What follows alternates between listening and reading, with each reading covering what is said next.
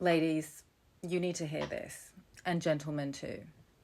Okay, so tell me what you were just saying to me. Tell the people what you were just saying to me about porn and how it blocks your divine union as a man. Yeah, so in most monogamous relationships, people understand that, masturbating to porn would be a form of cheating, right? And I don't think most people know that. If you're in a monogamous relationship, usually your partner would have a problem if she came home and found you just masturbating on the couch to some porn, right? Right, exactly. But baby, I don't think you realize how low the bar is and what so many women are accepting at the moment. This is obviously more of a divine union framework. Okay. Right. Okay, let's put it this way.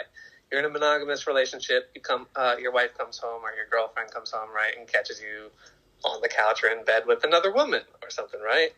Cheating. Not good, right? No bueno. Yeah, obviously. So now, get rid of the physical woman. You're still masturbating with the thoughts of another woman, right? Or watching another woman and getting sexually aroused by another woman is cheating, right? If you are meant to have a soulmate, which we all do, which is one person, and you're having desires for another person in any way, shape, or form, you are energetically and physically cheating on them, by masturbating to porn. And so you're cheating on your soulmate. Whether your soulmate knows about it or not, you are creating karmic effects, right? I don't know if it's quote unquote karma, but basically that's what most people understand it as, but negative consequences for your actions, basically, that repel your partner. And if you don't have a partner or whatever, you're still repelling them because you're putting an energy out there that says you want this. When if even say you deep down desired your soulmate, but in the meantime you're getting that fix with the porn or whatever, or this other partner that's not your soulmate, your true soulmate partner feels that and they're repelled by it because we're basically like magnets, right? We're supposed to attract each other. But when you decide to consciously give up porn or give up chasing other women and really truly desire your soulmate, your one and only soulmate, your perfect partner, the best friend of your life, the best person you're going to raise a family with, right? When you truly desire just that person, your energy shifts. The signal you are putting out, or like an antenna, right? So the signal you're putting out is attracting that. It's putting into the universe, into the world, right? To saying I need you, I'm looking for you, I want you. And then that signal is telepathically on some level, on a spiritual connection, attracting them and calling them into your life. And not only that, but you teach as well, when you're just in alignment with your true purpose for what you're here to do, you're doing your passions, you got your life straight, right? Maybe your finances, your body, your physical health and mental health and well-being and all that's in check. That also is going to help attract your partner because they're drawn to someone who can take care of them, right? Especially as a man, as masculine men, take care of the women and be able to support them and put a roof over their head and all these things, right? So, yeah, you start to attract that person the more you work on yourself and get in alignment and give up your addictions like alcohol, porn, weed, all this stuff, junk food, whatever it is. Okay, so you heard that, right? Okay, y'all can see now why I'm marrying this guy. But I was very, very pleasantly surprised to hear his perspective on this when we first were getting to know each other. So basically, it's not that if you cheat on your soulmate, and I am using cheat in inverted commas, even though it is actually cheating, because two soulmates basically share the same oversoul, and are connected throughout all time from beginning to end.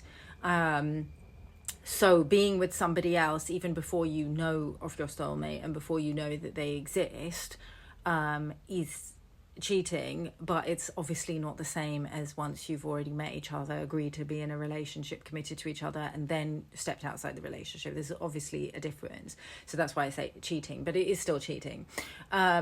Yes, it can delay the union, but as soon as you decide, no, this isn't my person, whether it's a real person or a person on the porn, you can meet your soulmate tomorrow, okay? So for those of you who followed both my journey and Dom's journey separately, there were quite a few people who we know in the same kind of spaces, will have observed both of us were in relationships prior to us getting together with not a huge gap, because as soon as we realized that those people weren't right for us and were not our divine union, that very quickly recalibrates the signal.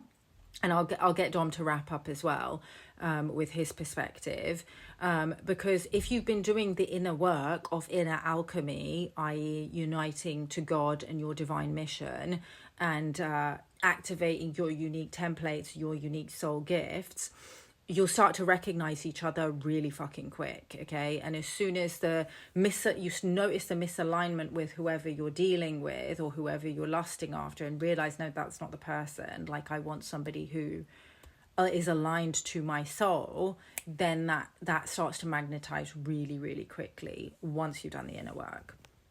Yeah, we're not saying you have to be perfect to find your soulmate or to be in that relationship, of course, but if you're not in that relationship, the more you work on yourself will make it that much easier to find them. And if you're in the wrong relationship, right, like in our situation, we were still able to find each other so quickly because, like, we were both deceived. Like, we both were in it for the right reasons, but our partners were not. Like, they could care less about us. They were cheating on us behind our backs, and they were doing things like shaming us for our Palestine activism. Palestine activism is what really brought me and Sundal together, and that was a big thing that we both shared in common, and we're both very passionate about it and stuff. So, like, as soon as we both realized we were being cheated on, we're like, okay, hell no, like, and we just left that situation. And so all of our energy and focus as far as the soulmate union goes was intended and pure, and like, so we both wanted to get married, we both want to have children and stuff and have a family, but it was being directed at the wrong person. So as soon as, like, we get the blinders slapped off of us by finding out they're cheating on us or they're being physically abusive and whatever, all these things, then now our focus and attention and that signal of, like, I want my soulmate is being sent back out there again. And so we were quickly able to find each other again and be like, oh wow, like, there's my person. Obviously, like, they've been speaking up for Palestine the whole time, just like me. They've been vegan as long as I have. They've been doing all this inner emotional work, trying to figure these things out and desiring each other just as much as I've been. So, like, it was just a quick... And also studying the Divine Union teachings as well. Yeah. But from different teachers, which was crazy. Yeah. Yeah. Like, basically on the Christ Sophia Union path.